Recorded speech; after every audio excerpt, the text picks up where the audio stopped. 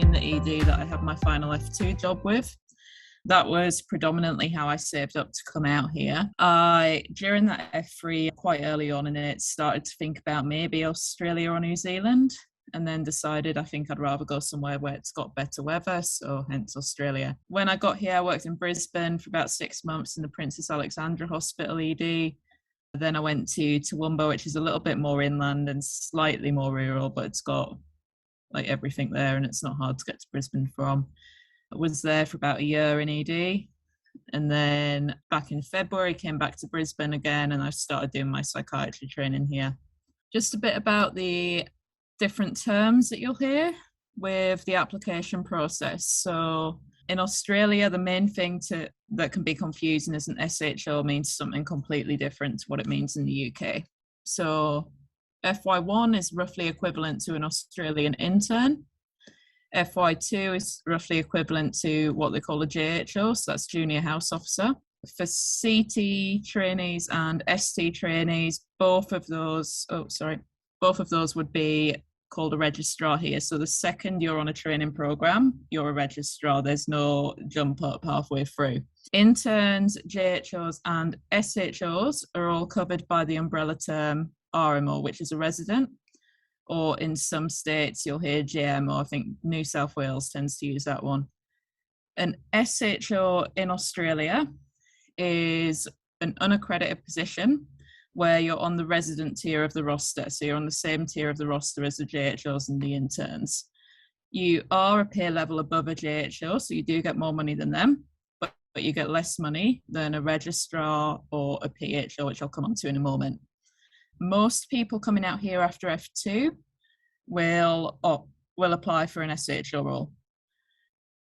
A PHO is a similar idea in that it's an unaccredited position, but that puts you on the same tier as the registrars on the roster. So you're not training, but you're doing the same job as them, essentially.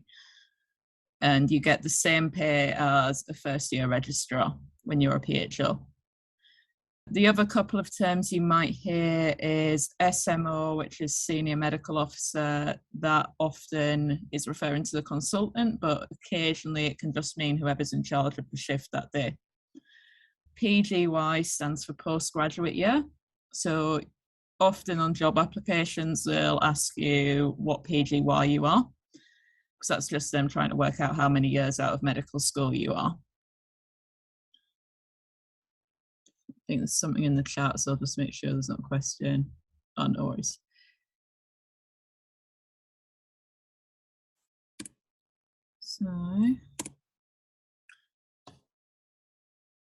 So the first bit you want to do is apply for jobs.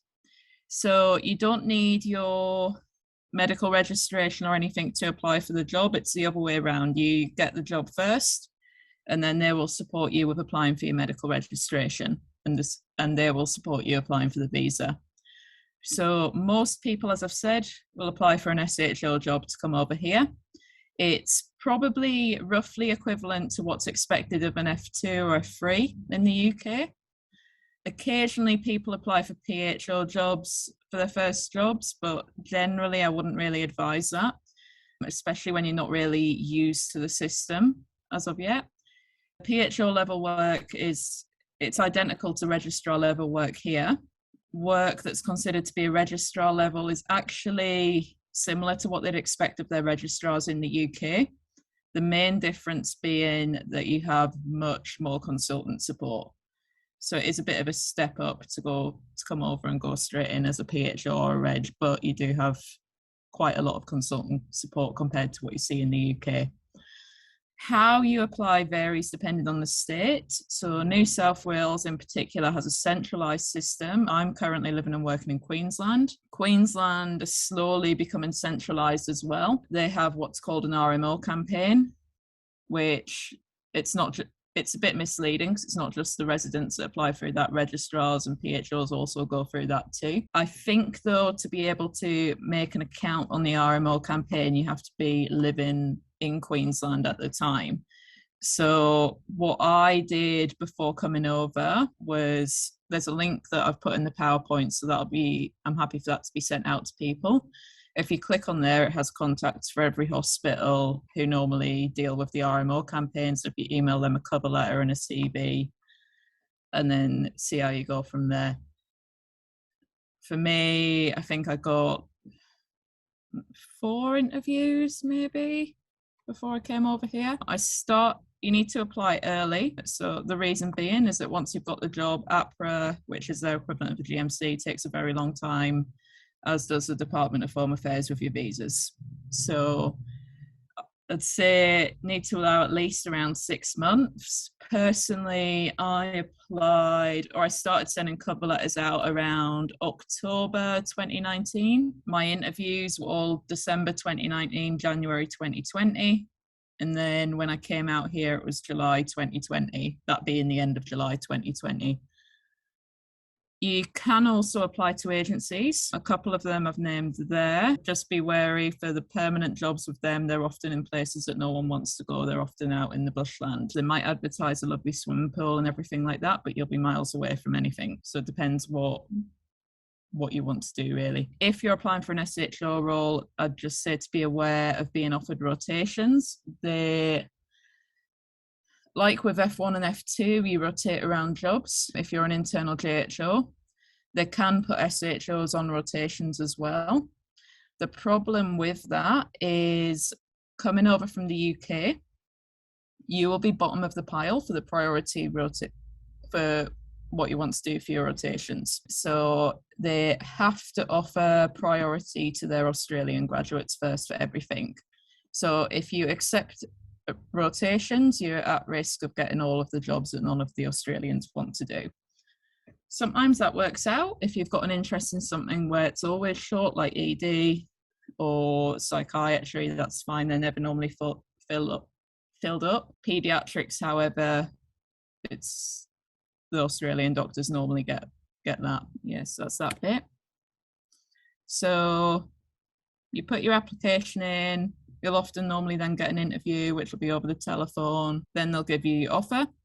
So the next thing is that they'll have their own personal employment screening checks. It varies a little bit depending on the employer, but you can almost guarantee they're going to want your ID. They're going to want to see proof of vaccines. In Australia, your pertussis vaccine has to be within the last 5 years. It's not possible to get that from a GP in the UK. So you normally do have to go to a private clinic to get the pertussis vaccine. So that's roughly about like £50 to £100 for your pertussis vaccine. And then they'll give you a certificate to say you've had it. Once you get here, I think you can get that through the public system.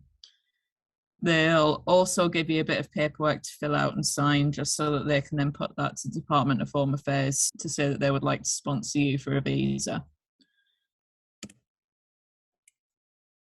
Once you've got your employment offer, you can start sorting out your medical license. So in Australia, they have the Australian Medical Council and they also have APRA. So they've done a weird thing here, where they've combined all of the regulatory boards, so the AMC, the nursing and midwifery one, I can't remember what they're called, physiotherapists, occupational therapists, chiropractors as well, naturopaths even, are all sort of managed by APRA. So it's just an extra level of bureaucracy, to be honest. So you have to be registered with the AMC, or the Australian Medical Council, to then be allowed to register with APRA. If you're a nurse or a midwife, you have to register with, I think it's like NMC or something like that, to then be allowed to register with APRA. So you can do this, you can start doing that bit without the job offer for the AMC, but for the APRA bit, you do need the job offer. So it's up to you how early you want to start doing that. If you'd rather wait until you know you've definitely got a job there before you start paying the AMC money. Their website is there. You make a profile on their site. It costs $500 Australian to make a profile. You then also need to make a profile on this thing that they've outsourced to a US company, which is called EPIC. There's a link on the AMC website. And you have your identity and your credentials verified through them. It costs about $130 for the EPIC account and the ID confirmation. And then it's an extra $100 per credential. You then want to apply after you've got everything verified via EPIC, give it a day or two for that to go through to the AMC. You can then put in an application, and for coming from the UK, you want to go via the competent authority pathway. It just saves you doing an extra exam when you get here, to be honest. Supporting documents is your certificate of good standing from the GMC. I think that was free for me, although I can't quite remember. I'm pretty sure it was free. But just be aware that's got a limited duration of validity. I think it's roughly 6 months. So again, don't do it too early just in case that expires. Once you've sorted out with the AMC and you've got your AMC number and your job offer, you give your AMC number to your employer. Your employer will then send you what's called an APRI 30 form. So this is for APRA. You have to print that out, fill it out in paper, and send it off in the post back to your employer. And then they will fill out their part once it arrives with them. The form is fairly self-explanatory, to be honest. So just answer all the questions honestly. You normally need notarized copies of your birth certificate, passport, driving license, or a different photo ID, utility bill of current address, and your primary medical degree. So all of those need to be stamped by like a justice of the peace. Well, they don't have that in the UK, do they? It's a notary public in the UK. The fees vary depending. So notary publics are private. If you just Google a notary public in your area, it will come up. For me, it costed me £70 for the first document and then £10 for every document thereafter, provided I did that all in the one appointment. If I did 3 documents in one appointment and then rang him back saying I wanted another one, it would be another £70 for the first one and £10 thereafter. You need to get, so ICHC is an international criminal history check from APRA's approved vendor. Annoyingly, APRA will only accept a criminal check from this company at the minute, which is AIS International. The Department of Home Affairs, when it comes on to the check they want for your visa, will only accept a check from a completely different company. So that's your criminal check for APRA, and that's about 150 Australian dollars for a UK check. I've put all the costs together and put them in pounds and Australian dollars at the end of this PowerPoint to make it easier. Once that all comes through, when you fill out the form, you'll also be asked to say how you want to pay your provisional registration fee. At the moment, that's 417 Australian dollars. When you come over, you'll be on a provisional registration for your first year. Not too dissimilar to the UK. If you came over to the UK from abroad, you'd be on a provisional registration with the GMC for your first year too. It takes a minimum of 6 to 8 weeks for APRA to process that paperwork, and that's not including the postage time. So that's once it gets to their office. I've got a thing on the chat.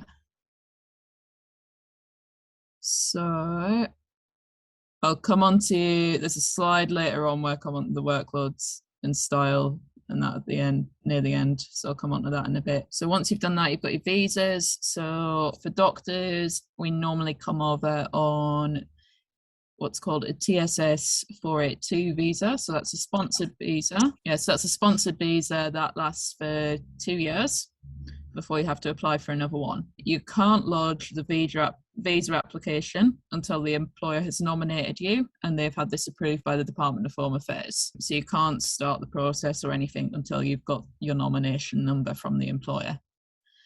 They also won't get their nomination approved until your APRA numbers came through. So APRA needs to be done first before the visa. Once you've got your nomination number, you can start putting your visa application in. So on the Department of Home Affairs website, it's all online. So it's on a site called IMI account. Questions are all, again, pretty straightforward. So answer all of them. They will ask you for your address for like the last 10 years. They also ask everywhere that you've been on holiday since you were 16. I think if you're a day or two out with your memory, it doesn't matter too much. You need another criminal check from the Department of Home Affairs vendor, which is ACRO. So that's £55 for the standard one, which takes 12 working days to process, and then they put it in the bog standard post. Or you can pay £95 for premium application, which is where it takes 4 working days for them to do the same job. The visa application itself is currently at 1,290 Australian dollars. Once you've done all of that and submitted your application, you'll then get what's called a HAP ID. So you do need a medical for the visa. You can't book that medical until you've got this HAP ID. So you submit the form on IMI, you answer all of their questions. You'll then get a page where it asks for all of the supporting documentation. It's normally the criminal check, so you can maybe start applying for the criminal check before the visa. That's the only thing you can probably do in advance. So they want the criminal check, they want your passport, photo ID, proof of address. It's a lot, but it's nothing that you shouldn't really have lying about somewhere. Yeah, so once you put the application in, submitted it, uploaded all your documents, they will then issue you a HAP ID. Once you've got that, you can then book your medical. On the Department of Home Affairs site, they've got a list of places where they approve the medicals from them, basically. So you can find it for your country. So in the UK, depends if you're in the north or the south, to be honest. It costs roughly around £390. The visa itself, once you put the medical in, you need to allow about a few months at the minute for processing times. Yeah. I'll just check the chat quickly. Okay, so does this differ for UK nationals who graduated from non-UK nationals who graduated from UK medical school? So I think you guys would go through the same process as a UK national who graduated from a UK medical school for the competent authority pathway, because that's just because we've got a reciprocal agreement between Australia and the UK. So Australia recognises British medical degrees, and the UK in turn recognises Australian ones too. TSS 482 visa, I've not brought a spouse over personally, but as far as I'm aware, I think it does. It might cost you a little bit extra though to add them onto the visa. Do I know any British doctors who went to Australia immediately after FY1 rather than FY2 or later? Personally, no. I think you're probably best off completing FY2 than coming over, because if anything happened where you return to the UK, it would make things a lot easier if you've completed your FY2. For getting jobs over here as well, probably be better to have that experience as well. CV, when you send that off to hospital. So in terms of your CV, when you send that off to hospitals, what are they looking out for and what makes you stand out? Okay, so essentially they just want to know what qualifies you for the roles. The same with any job. So just go through your previous work experience, if you've got your ALS, any other things that you've done as well. I'll come back on the rest of the questions later on. All right. So flights and other bits. Approximately like 1,500 Australian dollars, but allow about 2,000 Australian dollars at least. Roughly for conversions, it's roughly £1 to $2. Give or take a little bit, so that'd be about £1,000. There's obviously COVID precautions and common sense. Don't go and fly without a visa. You can apply for an Australian bank account before you arrive in the country. It's not like the UK where they insist on you having the address already. You just won't get your debit card until you've actually went in person to the bank for your ID check. The 4 big main banks here are ANZ, Westpac, NAB and Commonwealth, and you can open as many accounts as you want with each one. There's a few others that aren't quite as big, so aren't quite as... For phone SIM cards, there's not as much choice with those. So the big companies are Telstra, Optus and Vodafone. I think Vodafone's cheapest, Optus is somewhere in the middle, Telstra is the most expensive, but it's got the better coverage, which you'll find in Australia, particularly with the rural areas, you want the one with the better coverage, to be honest. They have a thing with your taxes at the end of the year. So if you're earning over a certain amount, I can't remember the exact threshold, but I think as doctors, you almost definitely are over that amount. You are deemed as being able to pay for private health cover. So if you're earning over a certain amount and you haven't got private health cover, they will charge you what's called a Medicare levy. So it's an extra fee that goes towards Medicare. I think the way they work that out is they work it out as a proportion of your salary or something like that. I can't remember exactly how much that is off the top of my head. So, but the top and bottom is just get private cover because it works out cheaper in the long term than getting the Medicare levy at the end of the tax year. It's basically an incentive so that people who can't afford to are using the private system so that the public system isn't quite as overwhelmed. You are eligible, however, for reciprocal Medicare cover. Personally, I've got reciprocal Medicare cover and I've also got my private cover just because dentistry isn't covered under reciprocal Medicare, I don't think. Or a lot of dentistry isn't, whereas it will be covered privately. You can get a couple of extra bits in the private cover as well, like you can get massages and stuff like that. There's a thing called salary packaging here, which saves you a lot of money. So you can salary package things like your rent, your car costs. As a Queensland health employee, you get a lot more that you can salary package compared to the standard person. It's basically say, for example, you're paid £800 a month and £200, but your rent is £200. So in the UK, to give an example, if you were paid £800 a month, they would then take some of that for tax. Then you get that money, and then you take £200 out of that for your rent. With salary packaging, you'll get your £800 of pay. They will then take the £200 of rent out of that and hold that for you. They'll then take the tax off of whatever's remaining and then give the remainder to you. And then they'll also then give you the £200 back to pay your rent. So it does save you quite a bit in tax. They have a different word for pensions here as well, which they call them their super. So this is just a rough comparison of the salaries. So all of this is the base salary. So none of this is including out of hours cover for either country. So FY1s, that's the price in pounds. That's what an FY1's paid in Australian dollars. An intern is an FY1 equivalent. So as you can see, they're paid quite a bit more. Probably should have formatted that so I've got the dollars at the end so it's a bit clearer. FY2 and JHO equivalents, okay, and you can see there's a bit more of a gap there. So as I've said, they're on the same bit of the roster as these two, but they're a pay level ahead. So that's what an SHO will get. It's CT1, ST1, ST2, and that's CT3, ST305. So these are all obviously British training grids. For Australia, if you're a registrar or a PHO, that's your basic salary, and that's it in pounds. And then for every year, not for PHOs, but for registrars, this is kind of an incentive to get people to do training. Every year that you do as a registrar, you go up a pay level every single year. And so your pay increases each year as a registrar by £1,800 per year. You will get the slides at the end, so you can have a better look at that if anyone's interested. So this is what I've noticed about the job that's sort of similar or different to the UK. So the pay, as you've seen, is better. You do get less annual leave.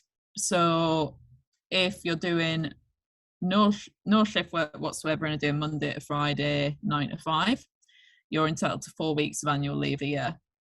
If you're doing occasional shifts, you're entitled to 5 weeks. So like if you're on general medicine, or if you, like me, you're on psychiatry, you're entitled to 5 weeks. If you're doing continuous shifts, so that's mainly for people working in ED, you're entitled to 6 weeks.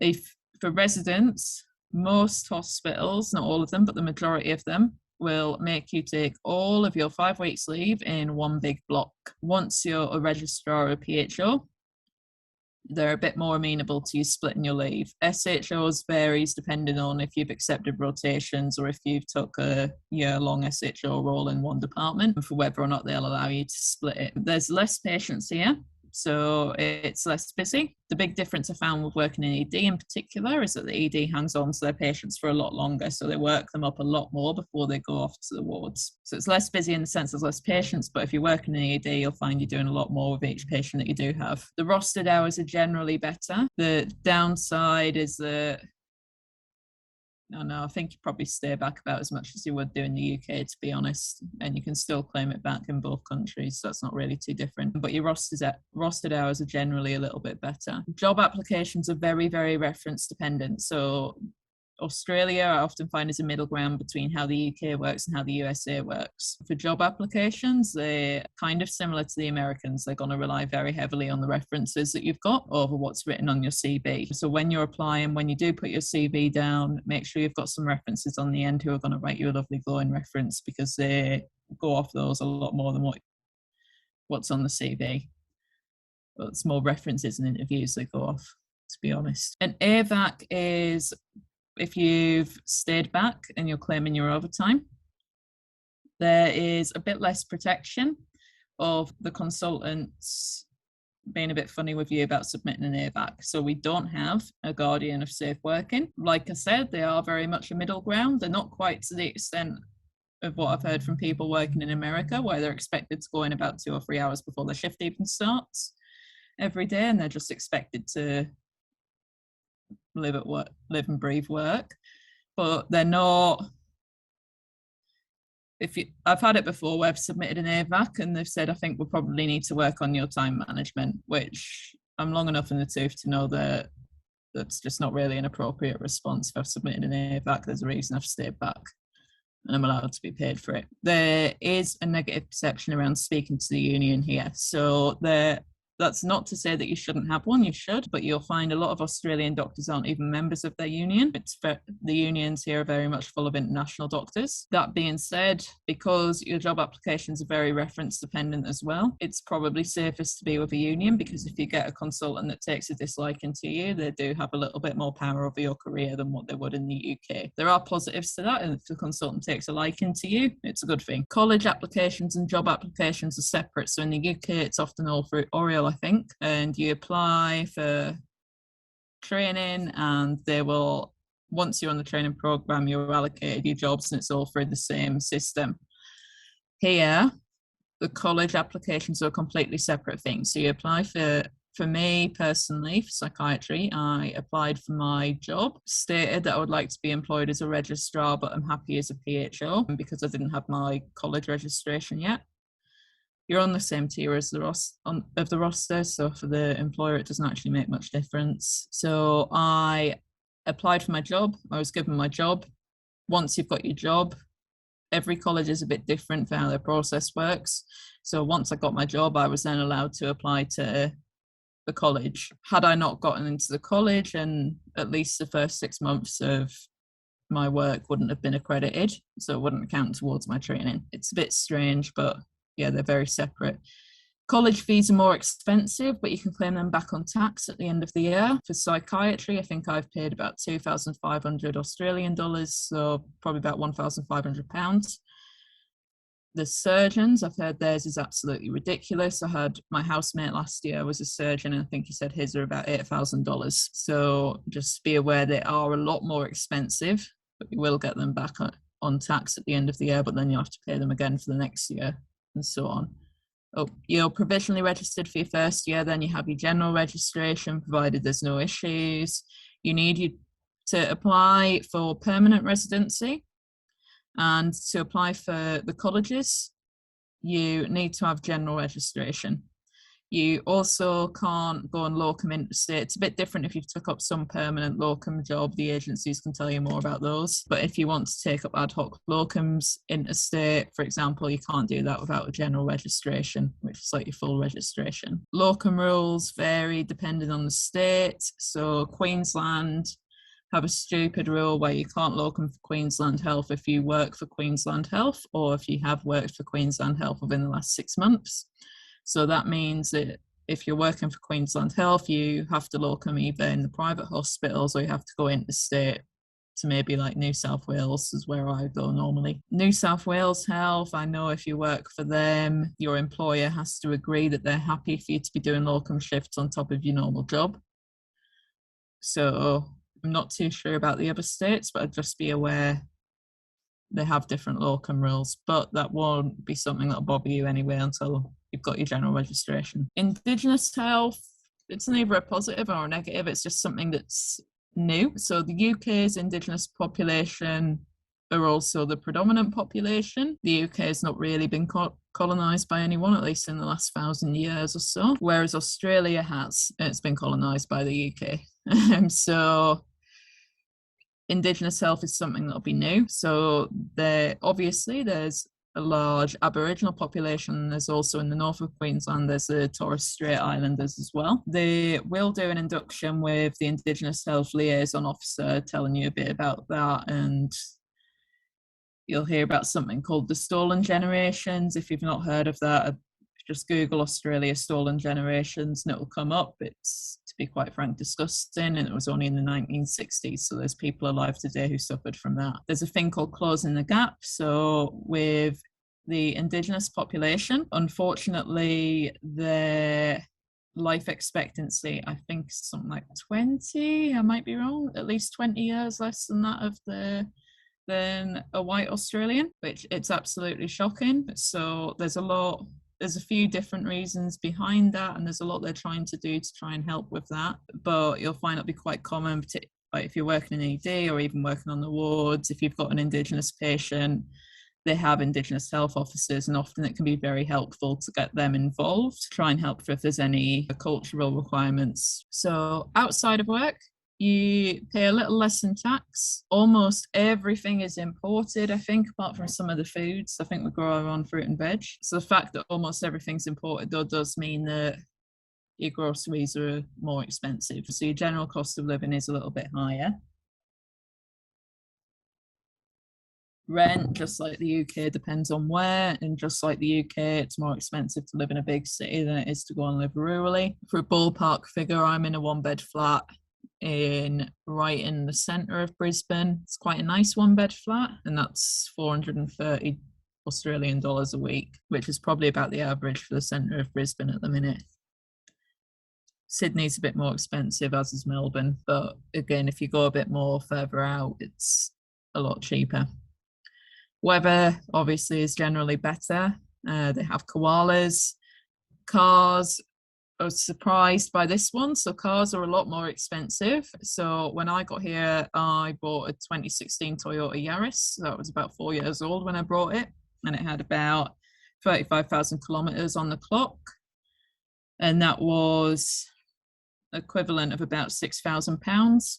And that was quite a good price because I got it off of a friend. So the cars are a lot more expensive, but the fuel is cheaper, although we're also having our fuel prices go up as well, just like you guys. However, it is roughly about half of what you pay in the UK. Obviously, if you're going abroad, the flights are going to be longer and they're going to cost a little bit more. There is a bit of a myth about snakes and spiders being everywhere. In Brisbane, that's actually not really... Like, it is something to be aware of when you're treating patients, but like, I think I've maybe seen a carpet python once, and even that, it was ages away, and the only way we saw it was because the dog started barking, and then we saw it slithering off, and they're actually a really harmless snake. I've never actually even seen a dangerous one. Again, with spiders, I don't think I've seen one that's like a big, massive one. I think they're a bit more of a problem down in New South Wales. So New South Wales has those big, huge huntsman spiders. And they've also got the funnel webs there as well that can be lethal, but I don't think they've had a death from one of those in years because they've got the anti-venom. All right, what's next? So other visas to maybe be aware of. There's a working holiday visa. A lot of nurses I've found seem to come out on that one. You don't need sponsoring for that one, but the thing to be aware, I think it's maybe a cheaper visa, but you don't get as many tax benefits. I don't think you can salary package on a working holiday visa and get a few less rights with things like if you want a car loan and things like that. The other 3 are all permanent visas. So you'll probably have heard, because Australia's famous for it, it's on a points-based system for the permanent visas. So the 189 visa is the one where it's purely independent and points-based. The way all 3 of these work is you go on the Department of Home Affairs site, you submit an expression of interest. It takes 5 minutes and it's free. Do not pay an immigration lawyer for that because they will charge you about, I think it was £200 just to do the expression of interest, and it took me 5 minutes. So they're a complete rip-off. So you do your expression of interest, you then sit and wait. That completely varies. For me, I only waited a month. I know people who have been waiting a couple of years and are still waiting. And I've got no idea why they haven't been picked before me, because some of them have got more points. So you then get your invite, and then you can start putting your application in. The 189s is where you're invited by the federal government. 190 is, you can have 190 state-sponsored or employer-sponsored. The bottom one is a bit more complicated because the employer has to agree for the first 2 years that they will always guarantee you a job, because they're normally going to want something in return for that. So they're probably going to want you to sign something to say that you won't work for anyone else for the next 2 years. The state-sponsored ones, so that's the one that I got the invite for. So the state will contact you with an invite for sponsorship. You then send the paperwork back, and then they go to the Department of Home Affairs and then get them to give you an invite for the main visa. This one, like both of, they all cost the same, to be honest. Like it's about $4,000 at the minute. The state-sponsored one ties you to whichever state has sponsored you for your first 2 years. After that, you've got the same rights as the 189. So this is a cost summarised. So yeah, I don't know if there's much point in me reading through this one, to be honest, and I'm happy for the slides to be sent out.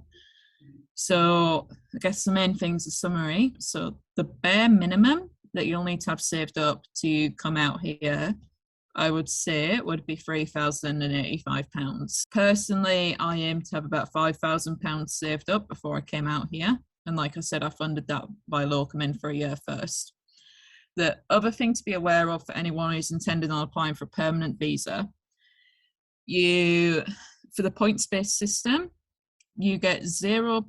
It's a bit weird. So when they're working out the points for however many years you've worked as a doctor, it's split. So you get points for your time in the UK and points for your time in Australia. So, and they don't sort of add up. So for time spent working abroad, if you spent less than 3 years working abroad, you get 0 points for that.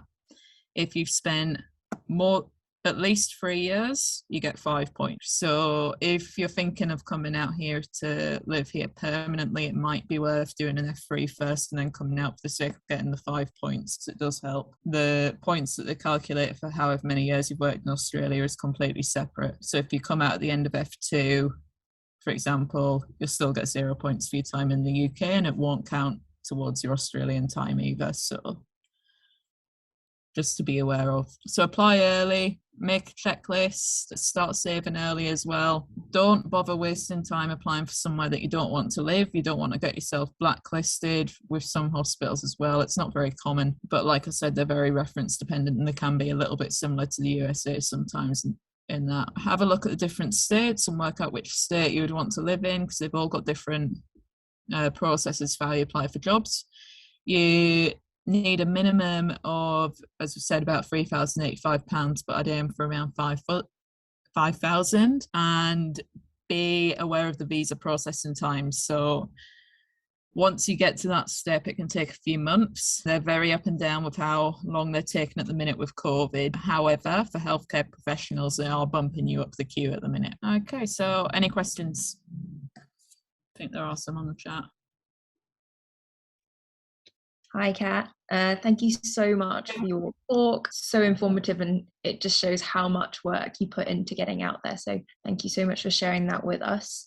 And we do have a number of questions that came in, and thank you for answering some as you went along. Okay, so firstly, we've got, apologies if this did get covered in your talk, but the first question was, do we directly apply to the job at a hospital? Depends on the state. So New South Wales is centralised. So New South Wales, there's a centralised thing. If you Google New South Wales Health resident applications, I'm pretty sure it'll come up. Aside from them, and I think, I might be wrong, but I think Victoria is similar to New South Wales with that as well. Aside from those two, personally, for Queensland, I contacted the individual hospitals. So there was the link on one of the slides for Queensland where it will give you all of the different contacts for the different hospitals. Some will reply, some won't, some will offer you an interview, but I just sent out applications to basically every hospital in Brisbane. I think I went for the Gold Coast, Sunshine Coast as well. Yeah, I think that was where I went for. And then after doing that and applying to all of them, I think I got about like 4 responses, I think. So yeah, Queensland is, I think they're trying to go the same way as New South Wales in that they've started bringing in a centralised thing. But at the moment, that's more for people who are currently already living here. So in short, for Queensland, I'd contact the individual hospitals. And for other states like South Australia, West Australia, Northern Territory, Tasmania, I'm not too sure. I think they probably would be contacting the individual hospitals as well. Thank you. I've just grouped some of the questions together because they're quite similar. So in general, how long ago before you arrived in Australia did you start the whole process, and how much time would you advise people to leave before they start the application to work in Australia? Yeah, so the last step is obviously the visa. The visa will take a few months. So I'm kind of working backwards to work it out. So you need a few months for the visa. Before you can apply for the visa, you need your APRA number. That's another couple of months you've got to allow for APRA as well. So that's at least 5. And then you've also got to allow some time for contacting the hospitals, then replying to you, giving you an interview, deciding if they're going to give you a job, etc. So I'd say the bare minimum would be 6 months. Personally, I started sending CVs, cover letters out in sort of mid-late October 2019. I started hearing back from those. I think the first one I heard back from, I can remember because I was on holiday when I heard back, was like the end of November. And then I heard back from a few of us throughout December. My interviews were in the December and January of that year. I accepted, or I decided where I was going to go out the few offers I had by like the end of January, start of February, I think. And then I came out here at the end of July that year. Great, thank you. Some more questions revolve around applying for permanent residency. So one was a question about how long before you can apply for permanent residency, and another person asked how quickly could we receive permanent residency in Queensland, as this can sometimes be a mandatory requirement for specialty training applications. Yeah, so for the specialty training applications, it depends which college. So some of them, you're right, do require you to have permanent residency before you can even apply for the college. Psychiatry aren't like that, so you don't need to have permanent residency for them. I think emergency medicine don't insist on it either. And there's a couple of others that don't. I think the equivalent of IMT, I think, doesn't, because I know a friend who's doing that as well. I'm pretty sure she's not got a permanent residency. In fact, I know she's not got a permanent residency yet. GP is the one that stands out.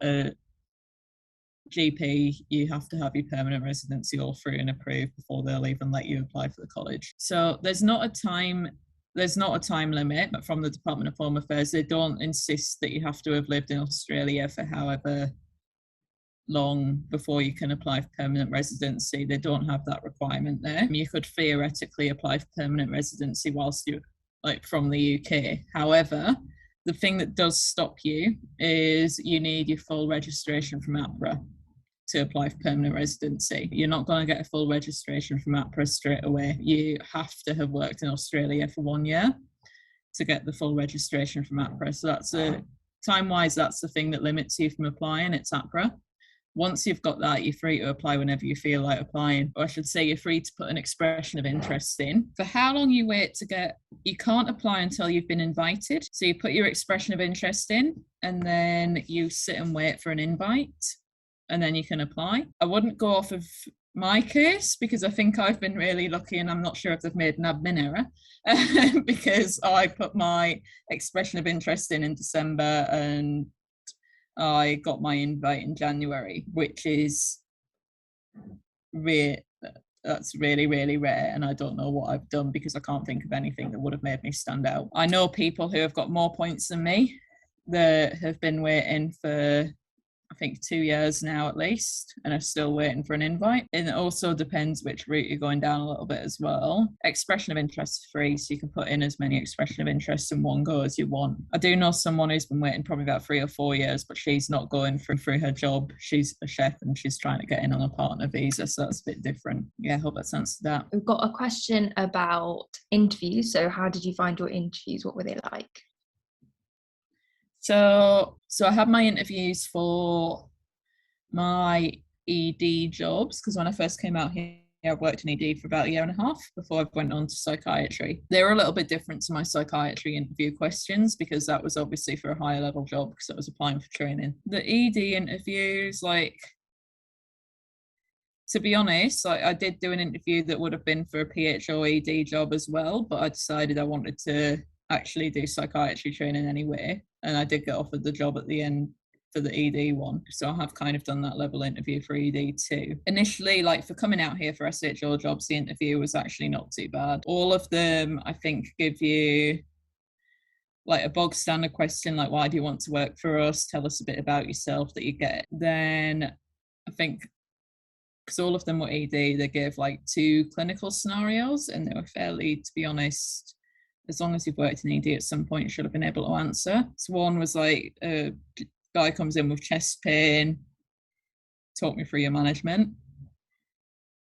There was one where there was like a child who came in with like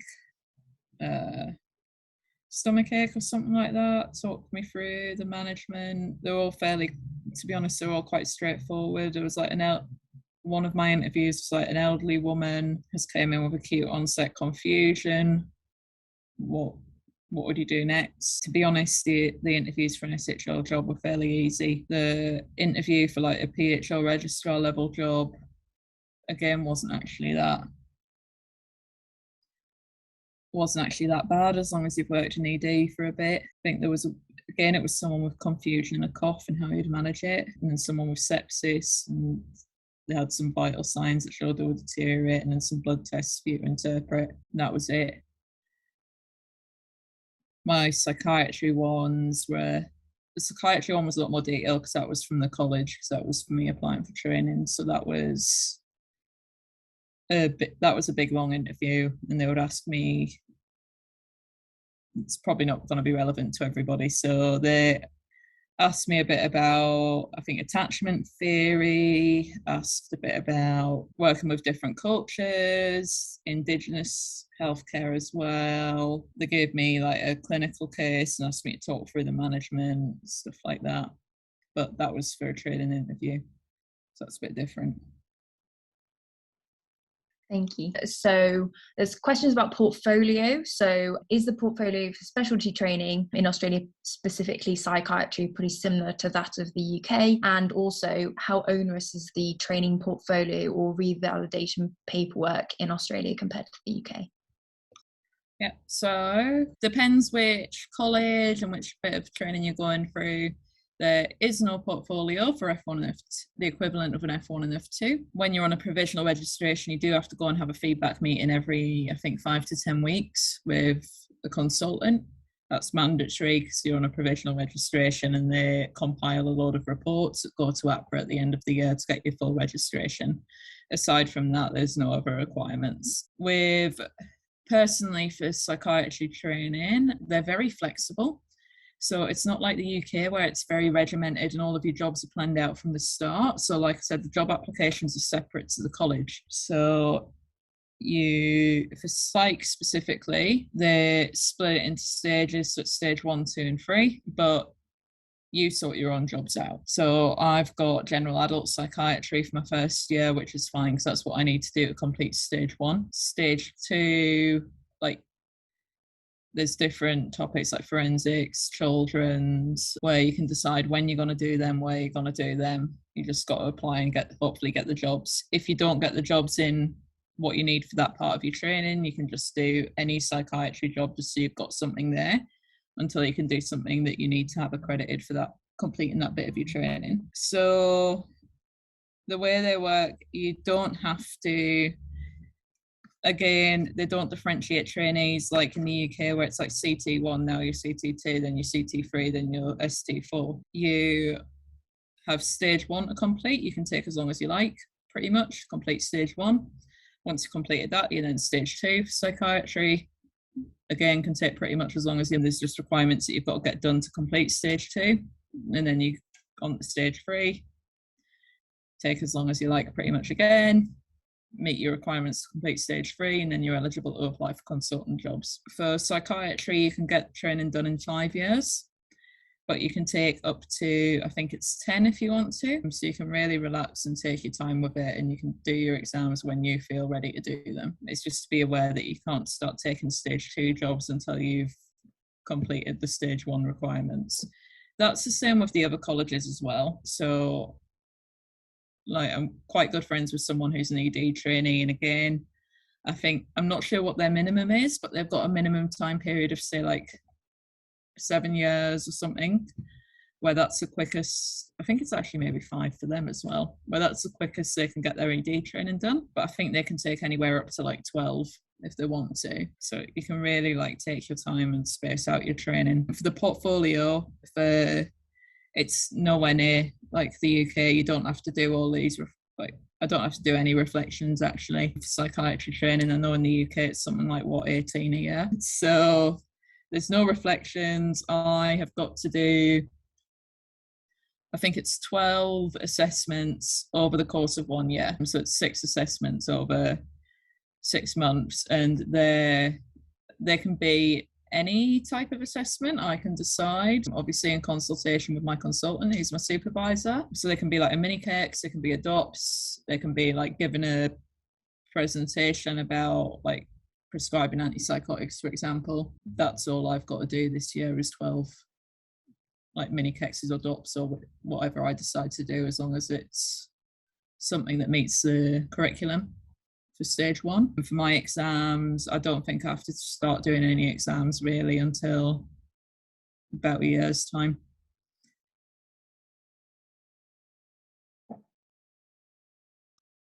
Great.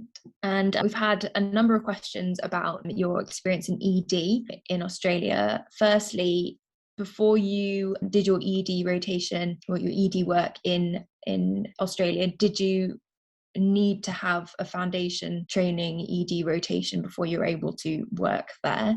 And also, what were the shift patterns and weekly hours like during that period of your training?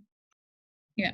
So no, you don't have to have done an ED rotation in foundation years. It's obviously it'll be preferable, but just like in the UK, there's always jobs going in ED. Most Brits who come over here work in ED initially, regardless of what they want to do or what jobs they've already done. I think that's mostly because there's plenty of ED jobs, and the other reason is it's actually a very good one for getting to know the Australian healthcare system when you first get here. For shift work, so they have kind of similar-ish guidelines for what's safe working hours to the UK, but they average them out. So for example, the UK in ED, I think they can't do more than 1 and 2 weekends, so you can guarantee you'll have every other weekend off. Here it's an average of that, but you could get about 4 or 5 weekends in a row. For example, they can theoretically in Australia put you on like 7 nights in a row, but in ED I find they don't often do that. That's normally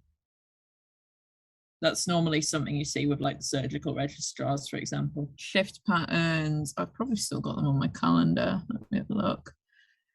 Depends on the hospital a bit. The Princess Alexandra, I found the rota coordinator wasn't a big fan of her. When I was in Toowoomba, it was a doctor coordinating the roster, so it was actually fairly reasonable. I mean, so it's no more than 8 shifts a fortnight. So they work their pay out fortnightly. They also will work your shifts out fortnightly. You're paid every fortnight. It's a bit weird. They love fortnights here. So they will never give you more than 8 shifts in a fortnight for ED, but you could have all those 8 shifts in one go. You could have them 1 day on, 1 day off, depending on your rota coordinator. You mentioned that it's quite common for people from the UK to do SHO jobs in ED because of the availability of jobs, but we've had a number of questions about how available non-ED SHO jobs are for non-Australians, and also how easy maybe some of your friends have found it to get a job or a rotation in surgery for kind of a year out, if you will.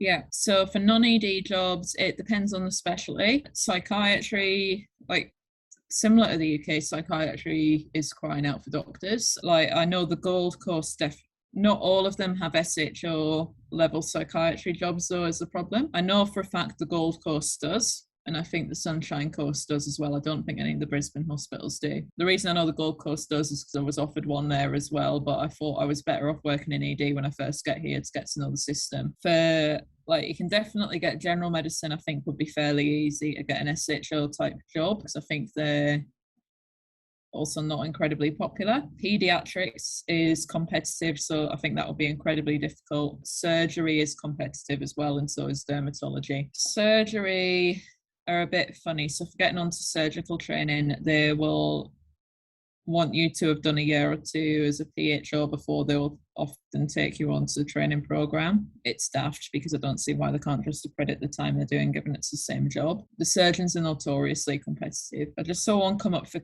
CAMS, just because it's relevant to this question. So CAMS, they probably won't take you as an SHO because even within psychiatry, it's classed as being like your stage 2, I think. So they don't even want their first year registrars doing CAMS.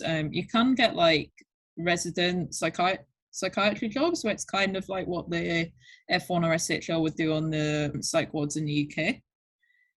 Where you're managing the physical health, like those jobs are quite really easy to come by. So if you're wanting to get a foot in the door and get to know some psychiatry consultants who can give you references, if you're happy to do like a resident type job for a bit and work your way up that way and get to know people and try and get a foot in the door, that's probably an option for psychiatry. Anesthetics ICU is incredibly competitive. I think I saw someone asking about OPFAL. OPFAL I'm not too sure about. I don't think they're competitive, but I think there's just not many of them. Like when I was in Toowoomba, if we had anyone with any problem with their eye, they had to go to Brisbane, it seems stupid because it's a 2-hour drive down the road when they're having difficulty seeing. So the postcode lottery can be a bit of a bigger issue. OPFAL, I don't think it's incredibly competitive. I think it's just that there's not many jobs there. So I think that makes it more competitive rather than it being popular.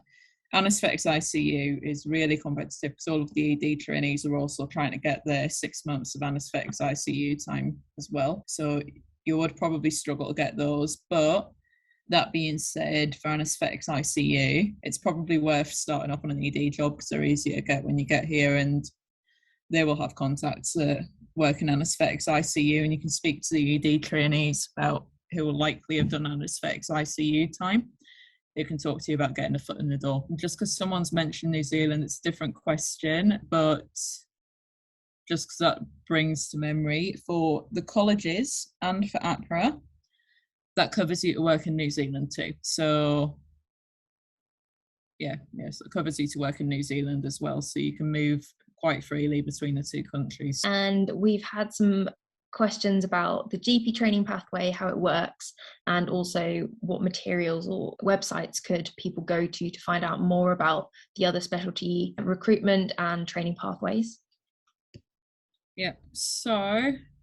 GP training pathway, all I know about them is that they insist on you having permanent residency first, because I know a friend who's just been invited to apply for permanent residency, who's been wanting to do GP training but has been working in ED because she's been waiting of that. So in terms of their training requirements, you have to have permanent residency. You see a lot of them working in ED, so I think it might be a bit like the UK where they rotate in and out of other jobs as well, but I'm not 100% sure. They do have a specialty here that doesn't exist in the UK, which if you're interested in ED or emergency medicine might be interesting for some people, which is rural medicine. To be fair, I think it will probably bump you up for visas and things as well, because Australia loves if they get an immigrant that doesn't want to live in the big cities and will go somewhere in the bush. So they do have a college for rural medicine as well, which might be worth having a look at, because I think their training overlaps often with the GPs and the ED trainees in terms of what's expected.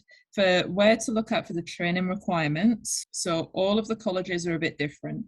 So nearly all of them are called the Royal Australian New Zealand College of whatever. So if you Google, I'll just check now that it definitely does come up. So theirs is the Royal Australasian College of Surgeons, for example. But if you type Royal Australian New Zealand College of and then put the specialty, if you scroll down a little bit and flick through the links, you'll probably find which one it is. There's the Royal Australasian College of Physicians. So some of them I think are just Royal Australasian College, and then some of them are called Royal Australia New Zealand College. Both of them, like, they cover you for New Zealand as well. But most of them, if you type that in and then whatever specialty you want, the relevant college site will come up, and then they'll have on there about their training requirements and things like that. I'm sure people will find those resources really helpful. Thank you. So we've got a question about, you mentioned about the day-to-day work in Australia, but did you find that the conditions that you were treating in Australia and the medications you were using were quite similar to the UK? And how long did it take you, do you think, to properly settle into working in the Australian system compared with the NHS? Okay, so the drugs, to be honest, are pretty much, like, the majority of them are the same. There's one or two that are licensed here that aren't licensed in the UK, and there's one or two that are licensed in the UK and not here. The thing that I did find that was confusing is that both the patients and doctors tend to use the brand names all the time. So obviously coming from the UK, it's going to be completely different brand names, even if you know what the drug is. So yeah, like they all use brand names. It's one of my pet peeves. But over time, obviously, you'll get used to what the brand names are for some of them, or some of the more common brand names. I'm no longer afraid of just getting my phone out and start telling them that the brand names are different depending on what state and what country you're in. So if they don't mind, I'm just going to double check what the active ingredient is before I answer their question. So you do have that, but the management is very, very, very similar to the UK for nearly everything. With ED, so cyclazine isn't licensed over here in the ED. You do find it in theatres, but that's it. So there's no cyclazine anywhere but theatres. That's the one that I remember stuck out at me quite a lot. What else? There's no cyclazine. They have a drug called droperidol that you will see all the time in ED, which is similar-ish to haloperidol, but a little less risky. They use it if they've got a patient that's playing up and being aggressive and giving the nurses a hard time, basically. And they'll offer them a benzo. If they don't take the benzo, they don't settle down, they'll restrain them and inject them with droperidol.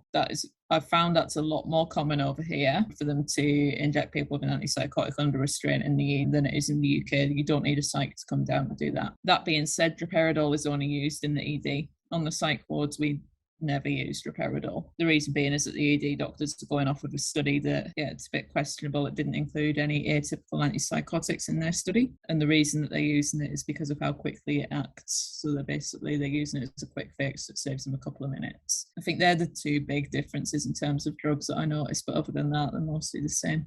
The other part, so that question was just, did you see any conditions out there that you wouldn't see here in the UK? Oh yeah, you get the odd one or two that come through the ED with like snake bites and spider bites. They're actually not as exciting as you would expect. So it is worth having a read up on what the first aid procedure for those is. It's the same, to be honest. It's basically that the patient is meant to try and stay very calm and avoid moving at all if possible, because it's meant to try and reduce circulation as the top and bottom of it. They'll try and work out which snake or spider it is, and you'll find a lot of Australians will know, so brown snakes are all like, they'll cause this problem with their venom, and snakes with a red belly do this, which I still don't know how they remember all that off the top of my head, and I've got no idea where they read it from. The same with the spiders. I think it might just be from growing up here, they learn it as they go along. They're not as exciting as you'd think. You often basically are just monitoring them and taking very regular bloods, because the antivenom itself has side effects, so they don't like giving it unless they really, really have to. So it's often watching and waiting, and potentially you might inject some antivenom. Other than that, and there's a few more like surf injuries and stuff like that if you're down on the coast, obviously, as you'd expect, and water sports and things. But other than that, it's pretty similar. There seems to be less respiratory conditions. I think it's probably potentially because of the nicer weather, maybe. Like, I can't actually even remember the last time I was managing.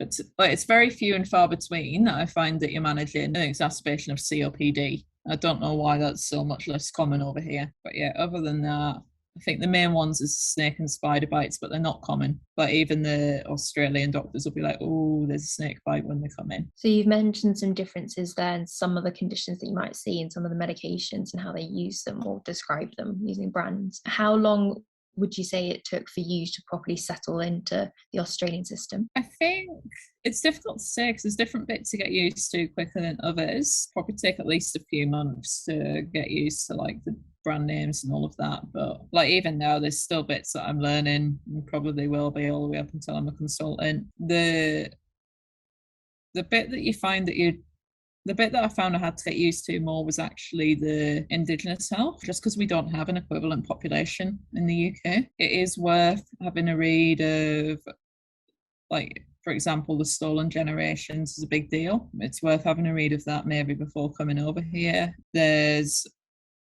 some cultural differences with how Indigenous people tend to communicate as well. So I find there's a lot of times you have to adjust your practice to suit a different culture, which that took a little bit of getting used to. And even now I'm still learning a lot more about Indigenous culture at the moment, which it's interesting. And because there's lots of different like traditional groups, like I think if you look at an Indigenous map of Australia, there's like at least 100 different countries technically within Australia from the Indigenous perspective. So all of those different groups have different cultural practices as well. That was the thing that I think has been the biggest learning curve for me, and still is. It's not a bad thing. I do find it really interesting, but yeah. Thanks. So just quickly to move on, we have some questions about how easy is it to get a job in Australia once you've gained your CCT in the UK? And similar a little bit to that is if you started doing your psych training in Australia and then decided to go back to the UK partway through your training to continue training for psychiatry, do you think the training level is transferable? So one about whether if you were to go back to the UK subsequently, whether your training would be transferable midway through your training, and also whether it's possible to kind of move over to Australia once you've gained CCT. Yeah, CCT, so that's certificate of completion of training, so that's where you're eligible for consultant roles. That would vary, I think, depending on the college. So depending on what specialty that is, probably have a look at what the college would be over here for that. They do have pathways. I know particularly in psychiatry, they definitely have pathways for international graduates. You would still be on a provisional registration normally when you first come over. So what you'd likely find is what I've seen with some of the psychiatry international equivalents. Like I know someone who was a consultant psychiatrist in Iran, where he's came over through the international pathway for that. He currently is working as like a PHO or registrar for the year because he's on a provisional for his first year. So that way he can be supervised by a consultant for his first year.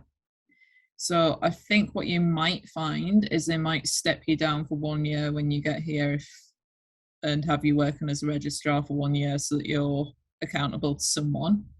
And then they would probably step you up. But I might be wrong with that because I'm not at that level of my training. So admittedly, it's not something I've had much of a look into. With moving back and forth in the middle of training, again, depends on the college and depends on both the college requirements in Australia and in the UK.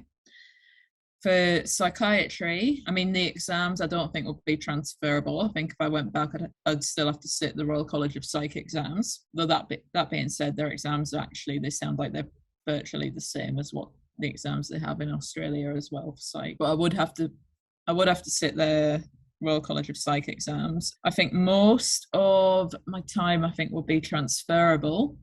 The only one that I think I would probably need to make up in the UK, or the only two, would be learning difficulties and older persons. The reason being is learning difficulties isn't a subspecialty within psych over here. They just turn up as general adult patients or child and adolescent or older persons, for example. And then for older persons psych, dementia is a medical problem in Australia. It's not a psychiatry problem.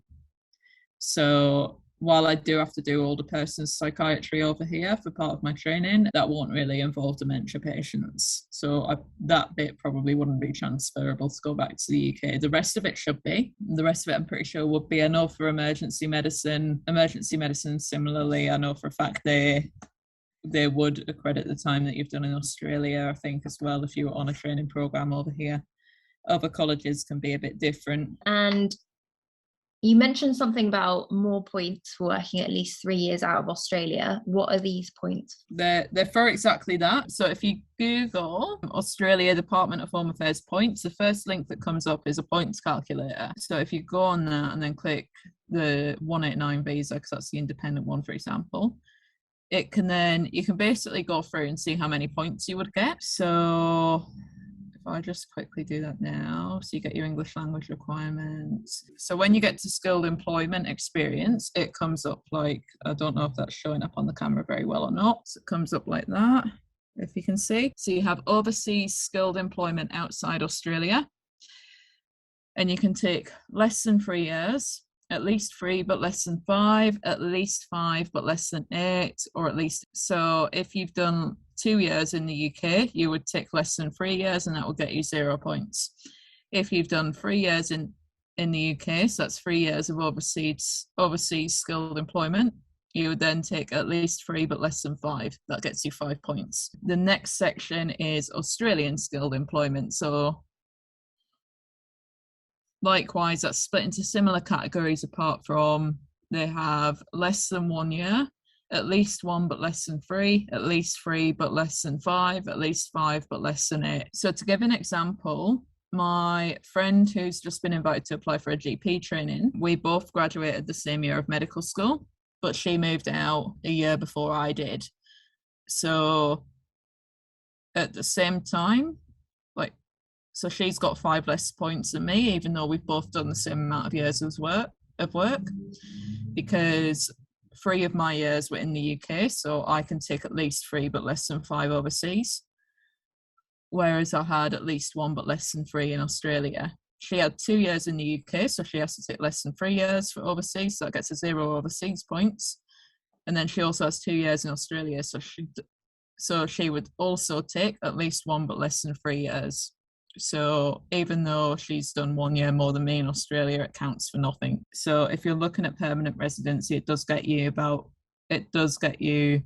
5 more points if you've done 3 years in the UK first. So just a few very short questions. How difficult would it be, do you think, to move from one state to the other in terms of applying for a job? Pretty easy, to be honest. So for example, I'm doing my training in Queensland.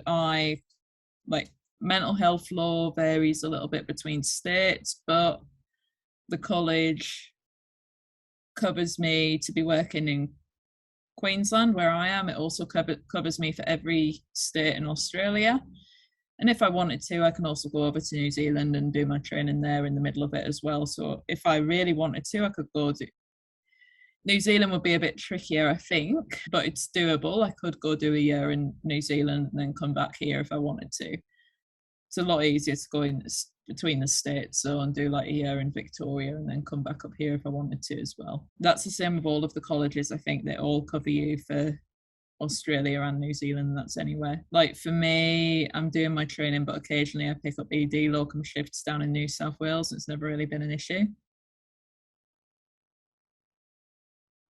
Thank you. We've got one more sort of specific question here. So when you applied for your 190 visa, was your TSS visa under psychiatrist 253411, resident medical officer 253112, or medical practitioner NEC?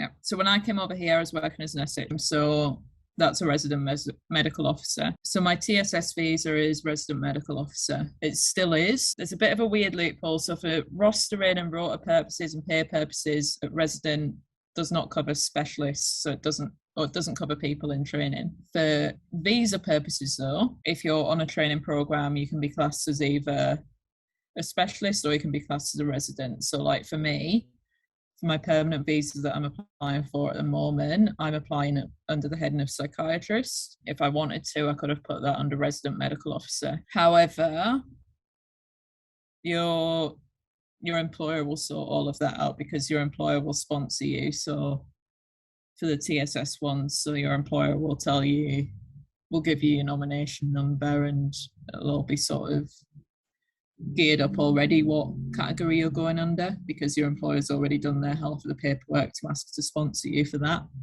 Great. I think there was just one more question. It was about, for an IMG who's registered with the GMC and has been working with the NHS, what pathway should they pursue for training, and is it worth it in the long run? Because they're not here to give a few more details on what they wanted, and we're so grateful for the talk that you've given to us today. Thank you. Any other questions, Kat, I'm sure would be very happy to answer them. If you just want to jot down her email address that's just on the screen right now.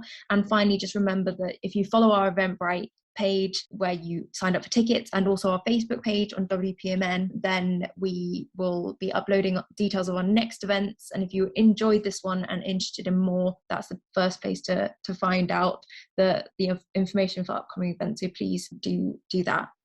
All right. Thank you so much for joining us, and thank you so much, Kat, and for taking the time. Yeah, for the IMG question, in case they're watching, depends which country that you got your medical degree in. If you've done like, it also depends on what you've done in the UK as well. Like if you came over as a staff grade, or if you did like foundation training through the UK. I might be wrong, but I think if you did F1, F2 in the UK, it'd probably be competent authority pathway as well, but I might be wrong. The AMC website will be where you can probably double check all of that. I do know someone who did his degrees. It was a weird one where he did half his degree in India and half in South Africa, which is interesting. But he had to do, I can't remember what they call their exam here. It's kind of like the US have their thing, obviously, where it's the USMLE that you have to sit. And I know the UK, you have to sit the PLAB. Yeah. So someone's just said if you've went through the foundation training or you've sat the PLAB to work in the UK, it should be competent authority pathway. So if you've worked in the UK as a doctor, you will have either done foundation training or you'll have done the PLAB. So that's recognised by Australia, I think, as well. So you should be competent authority pathway. Otherwise, if you're coming from anywhere else, you'd have to check what the country's requirements are. And the USA, I think, have a thing with where Australia recognises theirs as well. And the same with Canada. Otherwise, there's an equivalent to like the PLAB exam that Australia have for people who are coming from, like I know my friend who did his degree in South Africa, India, had to sit the Australian version of the PLAB. I just can't remember what it's called. Great, thank you so much for adding that divot in the end. I'm so appreciative for you giving your time today, and I'm sure, as you can see in the comments, there's a lot of thank yous. Thank you for this awesome talk, and hopefully you'll get that in the feedback. So thank you so much for your time.